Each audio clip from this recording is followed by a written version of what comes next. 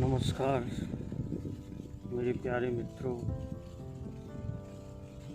आज बहुत ही अनुभूत की हुई बात आपसे शेयर करना चाहता हूँ। जीवन में कोई भी व्यक्ति अगर सच्चे अर्थों में भगवत प्राप्ति के मार्ग पे लगा हुआ है तो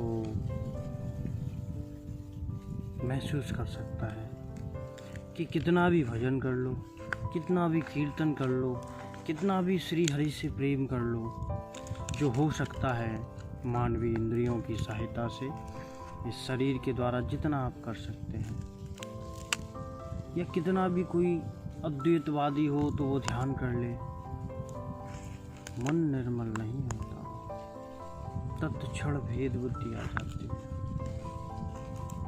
जो मूर्तियों की पूजा कर रहे हैं उन्हें मूर्तियों में तो श्री हरि के दर्शन होते हैं, मूर्तियों को देखकर अष्टसाध्वी विकार हो जाते हैं, कंठ अवरुद्ध हो जाता है, आँखों से अश्रुधाराएं बहने लगती हैं, लेकिन मानव में प्राणी मात्र को देखकर वो गदगद नहीं होते।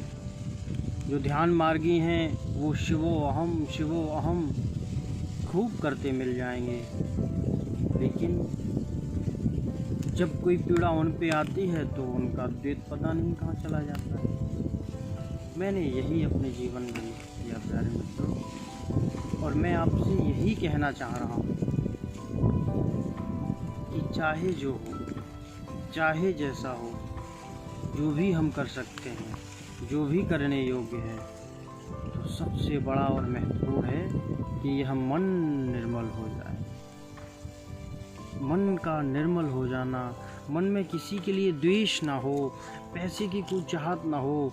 कोई आपको नोट दिखाए और मिट्टी का डेला दिखाए तो आपको लगना चाहिए कि दोनों समान हैं, क्योंकि सारी चीज़ें इस मिट्टी से ही निकली हैं। चाहे मुझे देखो या इस मिट्टी के डेल को देखो या पीछे के वृक्ष को देखो, समता ही दृष्टि में आए, कोई फर्क नहीं पड़ता। एक ही है जो अनेक रूपों में व्याप्त हो गया है। विविधता में जो एकता देख ले और एकता में विविधता देख ले, ऐसा ही व्यक्ति सच्चा साधक है।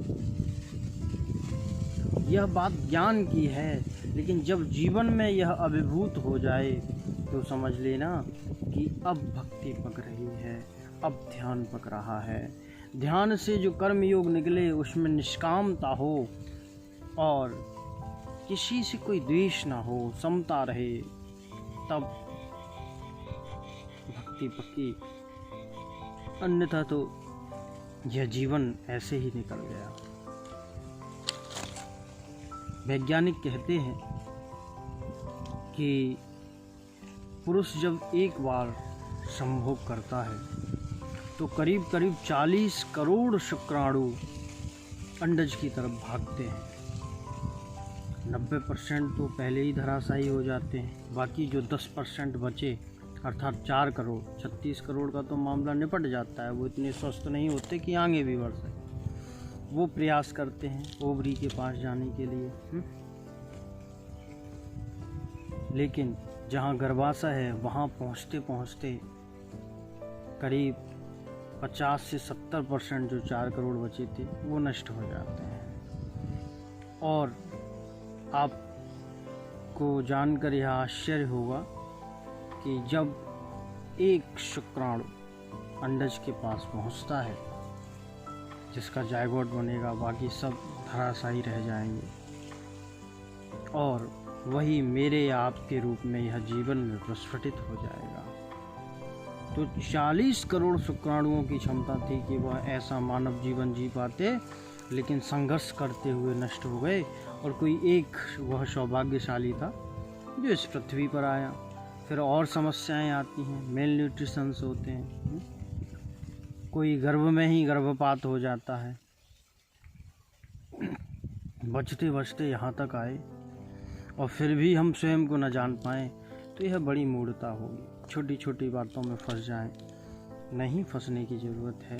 श्री हरि का निरंतर स्मरण कीर्तन करते रहें, और अगर यह नहीं होता तो स्वयं को जानने की ललक बनाए रखें। स्वयं को जाने, स्वयं को पहचाने। मेरी परमात्मा से यही अभिलाषा है कि श्री हरि आप सबको सद्बुद्धि दें, आप सब श्री हरि को कीर्तन करें या स्वयं को जानें, जो भी हो परमात्मा आपका मार्ग प्रशस्त करे, सबका कल्याण हो। सर्वे भवन्तु सुखिनः, सर्वे सन्तु निरामया, सर्वे भद्राणि पश्यन्तु मा कश्चित्